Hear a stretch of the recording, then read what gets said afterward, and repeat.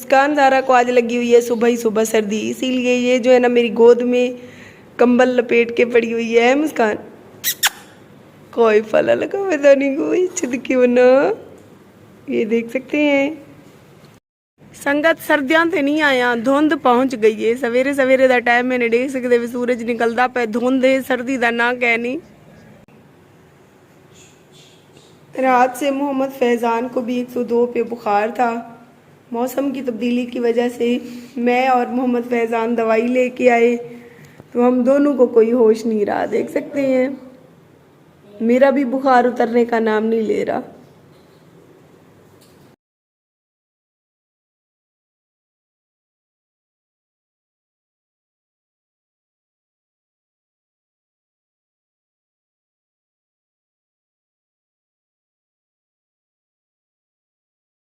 दिन होते ही शाही सवारी जो है बाहर निकलना शुरू हो जाती है। सारा दिन धूप में जलने के बाद शाम को इसको यहाँ पे जगह मिलती है। अभी दिन अच्छा खासा चढ़ आया है। बिस्मिल्लाहिर्रहमानिर्रहीम, अस्सलाम वालेकुम। उम्मीद है तमाम बहन भाई खैर वाफियत से होंगे। अल्लाह ताला आप तमाम देखने वालों को खुश रखे, आबाद रहे, आमीन सुम्मा आमीन। तो इसी नेक दुआ के साथ करती हैं अपनी आज की वीडियो का आगाज। और मेरी तरफ से देश से परदेश से जो मेरे बहन भाई वीडियो को देख रहे हैं सबको मेरी तरफ से जुम्मा मुबारक। और जुम्मे वाले दिन आपको पता है बच्ची होती है घर, तो अच्छा खासा शोर होता है घर के काम काज से। हम फ्री हुए तो मैंने सोचा कि मैं अपनी वीडियो स्टार्ट कर लेती हूँ। वैसे तो वीडियो सुबह ही सुबह स्टार्ट हो जाती है, चाय पानी से नाश्ते से आगाज हो जाता है, लेकिन फिर भी जब मैं अस्सलाम वालेकुम करती हूँ तब तक जो है ना ज़ोहर का टाइम हो चुका होता है। तो कैसे ही आप सब और आज का दिन कैसा गुजर है आप सबका, और आज आप हमारी वीडियो के साथ क्या मुकम्मल वाच करेंगे, वीडियो के साथ जुड़े रहेंगे उम्मीद तो रखती हूँ। लेकिन वो कहते हैं कि उम्मीद पे दुनिया कायम होती है। तो अल्लाह ताला आप सबको खुश रखे जो हमारी वीडियो को मुकम्मल वाच करती हैं, और आगे शेयर भी कर दिया करें, कोई नहीं शेयर करने के पैसे नहीं लगते। अस्सलाम वालेकुम मोहम्मद। वालेकुम सलाम। जुम्मा मुबारक जी। खैर मुबारक। एक दिन जुम्मे का था बेचारा फैज़ान, आज इसको कल से बुखार है तो इसकी तबीयत देख सकती है। मैंने कहा थोड़ी देर अभी नहा के रेस्ट करो। मायरा तू तो खास तौर से मुस्कान दे वंजण दे बाद पक्की बोर थी गई। सारा डी मारका टीवी देख देख देख देख, मैं क्यों जरा रेस्ट दे अपने अखी को भी टीवी को भी। बदतमीज़ा रोटी रुखी क्यों खंदा बेटी, रोटी रुखी क्यों खंदा बेटी। सालन रूनी ने शर्म ही नहीं भी आंदी। मार का सांज पकाए हम चिरड़े चावले आले आटे आलिया रोटियां ते अजान आदे मैं को रुखिया चंगिया लगदे ना लगे। अंडे भी लाते न फ्रिज च, आलू भी तलिए लाते न बगैर आता। अजान दी एक खूबी है वे जितना खंदे मोटा नहीं थींदा, असा थोड़ा खंदू अला भी मोटे थींदे वेंदू।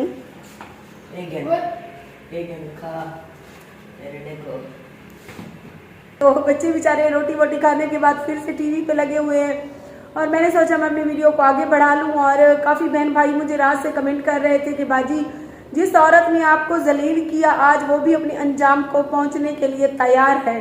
तो इंशाल्लाह प्यारे बहन भाइयों, जैसी करनी वैसी भरनी। जिस लोगों ने भी मेरे साथ किया आहिस्ता आहिस्ता वो सब अपने अंजाम को पहुँच रहे हैं। मेरा तो सब्र है क्योंकि अल्लाह ताला ने मुझे जितना बड़ा वसी दिल दिया है, जितनी हिम्मत दी है, उतना ही अल्लाह पाक ने मुझे सब्र भी दिया है। एक औरत जो मासूम बनकर आज से 2 साल 1.5 साल पहले मेरे घर आती है कि मैं आपकी फ़ैन हूँ, आपकी वीडियोस से मुतासिर होकर आपके घर आई हूँ, तो यकीन करें मेरा दिल खुद से अंदर से सीधा साधा है। मैं जो भी बात होती है मुंह से निकाल देती हूँ। मैंने उसकी इज्जत की, उसको घर बिठाया, उसको रोज़ाना की बुनियाद पर वो हमारे घर आने जाने लगी। उसने इधर ही मकान को एक और छुट्टे में लिया हुआ था जहाँ पे मेरा घर है। तो मैंने अपनी बहन समझकर, मेरे शौहर ने मुझे रोका कि पत्नी कौन है, कैसी खातून है, इसको घर ना आने दो। लेकिन फिर भी मैंने अपने शौहर को कहा तुम्हें तो सभी बुरे लगती हैं इस मुआशरे में, बेचारी औरत है, हालात की मारी हुई है। तो जब मैंने उसको आने जाने दिया तो वो भी एक टाइम था कि मेरे घर आकर रोने बैठ जाती थी कि मेरे पास मकान के किराए के लिए पैसे नहीं है, ये है वो है। तो जितनी मुझसे हो पड़ती थी मैं इसकी हेल्प करती थी। लेकिन आपको पता है झगड़े हर घर में होती हैं। जब ये हमारे घर में बहनों की तरह आने जाने लगी तो मैं भी इसके साथ अपनी दिल की सारी बातें शेयर करने लग गई, और ये भी मुझसे अपने दोस्तों यारों की स्टोरियां शेयर करती थी। तो मैं इसको समझाती थी कि दोस्त किसी के काम नहीं आते। अगर दोस्त ही तो इंसान को, औरतों को सहारा देते तो फिर कोई औरत मर्द का सहारा ना ढूंढती।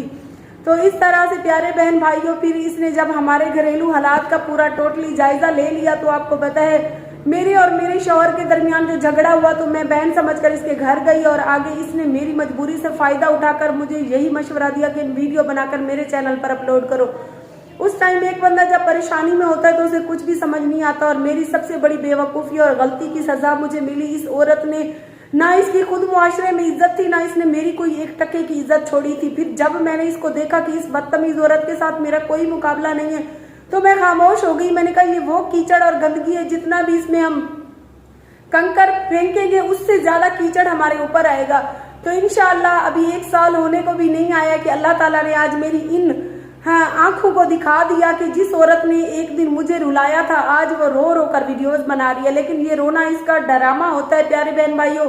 ये बहुत ही मकार और चालबाज औरत है। पीछे इसको इसकी फैमिली की तरफ से सपोर्ट है जो इसको कहती है कि तुम किराए के मकान ढूंढो, वहां बैठो और लोगों को ब्लैकमेल करो। यहाँ पर भी ये बैठी इसी तरह से इसने मुझे ब्लैकमेल किया। मैं तो इसकी ब्लैकमेलिंग में नहीं आई। फिर मालिक मकान को इसने तंग किया। यहाँ से चले जाने के बाद एक बेचारी ढूंढती भी ऐसे ऐसे घर है जो जिन खवातीन को मतलब ये ब्लैकमेल कर सके। तो ये खातून का इंटरव्यू मैंने देखा, मुझे बहुत ही दुख हुआ और मैं इस दुख की घड़ी में उस खातून के साथ हूँ। और मैं डीजी खान के डीपीओ साहब, आरपीओ साहब सबसे गुजारिश करती हूँ कि ये मकार और चालाक औरत है और जो है ना ये बिल्कुल भी हर बंदे को फांसने के चक्कर में है और ये किरदार की भी बहुत बुरी है। एक बैंक मैनेजर है जो पता नहीं वो खुद भी ऐसी तबीयत का होगा जो इसका बॉयफ्रेंड बना फिरता है, वरना इतनी बदनामी होने के बाद वो अगर इज्जतदार थोड़ा सा भी होता तो इसका पीछा छोड़ जाता। जैसी इसकी फैमिली और जैसा वो बैंक मैनेजर। तो इन लोगों ने मिलकर एक गेम बनाई हुई है, सीधे साधे लोगों के घर में मासूम बनकर घुसती है और उन लोगों को ब्लैकमेल करके लूटती है। लिहाजा इस बेगैरत औरत का बिल्कुल भी साथ ना दिया जाए, ना ही ये कोई हुकूमत से जो है ना हमदर्दी की तवक्को रखे, क्योंकि ये बहुत ही बदतमीज और बद किरदार औरत है। जितनी भी इसकी बद किरदारी की तारीफ की जाए कम है। और बकौल तबस्सुम बद्दख आपा, मैं तो तुम्हें बद्दख ही कहूंगी क्योंकि तुम्हारा मुंह ही ऐसा है बद्दख जैसा। जैसे बद्दख कचरे में गंदे सोमे में मुंह मारती है ना, तुम भी इसी तरह सोमे में मुंह मार मार के तुम्हारी तो शक्ल ही गंदी भैड़ी हो गई है रज के। और इंशाल्लाह तुम्हारा अंजाम, तुमने एक यतीम, एक सीधी सादी औरत के घर घुसकर उसको जलील किया था ना, मुझे रुलाया था ना, आज तुम भी रो रही हो। और इससे ज्यादा अगर तुम वाकई दिल से रो रही हो तो इससे भी ज्यादा तुम्हारा बुरा अंजाम होगा, क्योंकि तुमने मेरे घर आने के बाद मेरी सिधाई से फायदा उठाया था। तो ऐसे लोगों का इंशाल्लाह बहुत बुरा अंजाम होता है जो किसी को जलील करने की कोशिश करते हैं। लिहाजा इसीलिए कहते हैं कि जुल्म और जबर सोच समझ के इंसान करे, जितना फिर अपने आने पर सह सके। वक्त की लाठी जो है बेआवाज है, जब वो पड़ती है तो उसकी आवाज नहीं होती, लेकिन जिसको तंग किया होता है, जिसको सताया होता है, तो वो शुक्राने के सजदे जरूर अदा करता है। और आज जुम्मे के दिन मैं अल्लाह पाक से रो कर दुआ की मैंने कि ऐ मेरे परवरदिगार, ये भी दिन तुमने मुझे दिखा दिया अल्हम्दुलिल्लाह। जिस औरत ने नाजायज मुझे सताया था, मुझे जलील किया था, मेरी इतनी मेहनत, मेरी इतनी इज्जत मेरी खाक में मिलाने की कोशिश की थी, आज वो खुद भी जलील हो रही है। और इसकी तस्वीर मैं स्क्रीन पर लगा रही हूँ, कोशिश करें। ये बहुत ही चालबाज औरत है और इसको कोई भी मकान ना दे किराए पे। ये किराए के मकानों के नाम पे लोगों को ब्लैकमेल करके लूटती है, वहां पे गलत काम करती है, अपने दोस्तों को बुलाती है। यहाँ अमीन टाउन में भी यही करती थी। यहाँ से इसको मैंने निकलवाया तो अब डीजी खान में ये एक सीधी सादी औरत को फांस कर उसको ब्लैकमेल करने की कोशिश कर रही है। लिहाजा इसके ऊपर कोशिश करें, कड़ी से कड़ी कार्रवाई होनी चाहिए, इसके मामले की पूरी छानबीन होनी चाहिए। इस बद किरदार औरत को जहां से इसका यार आता जाता है, जिस गली में सीसीटीवी फुटेज है वो निकलवाएं, इस बंदे का, उस बैंक मैनेजर का और इसका दोनों का डेटा निकलवाएं कि इनका चक्कर क्या है। बगैर निकाह के ये एक आदमी के साथ घूमती फिरती है, रातों को उसको घर बुलाती है, छोटी छोटी इसकी मासूम बच्चियां हैं और ये इतनी बद किरदार औरत इतना गलत अपनी बच्चियों के सामने इतना हर मर्द के साथ गलत काम करती है, तो इसको सजा मिलनी चाहिए। या तो इससे मासूम इसकी बच्चियां छीन कर उसके वालिद के हवाले की जाएं, या इस बद किरदार औरत को जो है ना इसको बंद किया जाए जेल में। है क्या, कौन इसे ब्लैकमेल कर रहा है? अस्सलाम वालेकुम मेरी बहन। वालेकुम अस्सलाम सर। क्या नाम है आपका? मेरी बहन सर मेरा नाम अनिला है। अच्छा, तो क्या मसला क्या जा रहा है? मसला ये है, मैंने इस लड़की को किराए पे बिठाया है। जब आरजे महविश यूट्यूब चैनल वाली के साथ इसका पंगा हुआ था, ये रात को दौड़ी हुई मेरे घर में आई और मैंने इसको पनाह दी। मुझे नहीं मालूम था कि ये आगे पीछे इसका धंधा है, लड़कियां सेल करती है, जावेद को भेजती है। जावेद जो इस टाइम अल्फलाह बैंक में बैठा है और मेरे घर में ये 5 दिन अभी भी रह के गया है। और इसकी ना शर्ट के साथ इसकी वीडियोस भी है, प्रॉपर इसका दोस्त बना हुआ है। पहले शोर से भी इसकी तलाक है, दूसरे शोर से भी इसकी तलाक है और इसकी माँ की भी रिकॉर्डिंग है। अब्बास नामी शख्स से मेरी ये गुजारिश है, आपने अपनी बेलगाम घोड़ी बेटी को इसलिए पैदा किया था। आपके घर में और कौन अफराद रहते हैं या आप अकेली रहती हैं? सर मैं अकेली रहती हूँ और मेरे साथ मेरे देवर भी होते हैं। कभी शोर आपका किधर है? शोर मेरा इधर नहीं है, वो कमाने के लिए परदेश में गया हुआ है। मेरा बेटा इस टाइम 2 माह से बीमार है। मेरे पास डॉक्यूमेंट्स क्लियर है, सब कुछ क्लियर है। ये लड़की मुझे ब्लैकमेल करना चाहती है और कहती है कि बार बार मुझे पैसे दो, और इसने मुझसे 16,000 रुपया लिया था। इसने कहा अगर 16,000 नहीं दोगी तुम्हारा बेटा मर जाएगा, और मेरे पास सारी रिकॉर्डिंग सब चीज इसकी वीडियोस प्रूफ है। डीपीओ डेरा गाजी खान, आरपीओ और आईजी पंजाब से आप क्या मुतालबा करना चाहती है, क्या आपका मैसेज है? मेरा डीपीओ साहब से ये गुजारिश है, ये लड़की पहले आरजे महविश को ब्लैकमेल करके उठी है, उनसे भी इन्होंने ये पैसे लिए हैं। उनका शोर इधर था, इनके घर में बंदे दाखिल करवाए हैं। ये रात को दौड़ी हुई मेरे घर में आई है। अब इन लोगों ने मुझे भी धमकियां दी हुई, हम आपकी कमीज फाड़ेंगे, आप आए वेलकम, आपको ना हम ना जामपुर में आपके कपड़े भी फाड़ेंगे, आपके साथ क्या करते हैं, आपको ना कार में बिठा के आपके साथ। कितने दिनों से आपको ब्लैकमेल ये कर रही है? आपने पुलिस को इतला क्यों नहीं की? 15 पे कॉल क्यों नहीं किया? सर 15 पे कॉल किया, उन्होंने कोई मैसेज नहीं किया, मुझे कोई रिस्पांस नहीं मिला। सुन रहे हैं वो उस औरत की सुनेंगे जो उसके पास यूज हो रही है, मेरी क्या सुनेंगे? मैंने जब इन लोगों को फैसला लिख दिया है कि मैं सामान उठाने दे रही हूँ, आप मुझे क्यों बिला वजह तंग कर रहे हो? मुझे बार बार क्यों थाने बुलाया जा रहा है? और मेरे पास रिकॉर्डिंग है, मैं रिवर्स करके अभी कैमरा दिखा सकती हूँ। मैंने कोई कत्ल नहीं किया।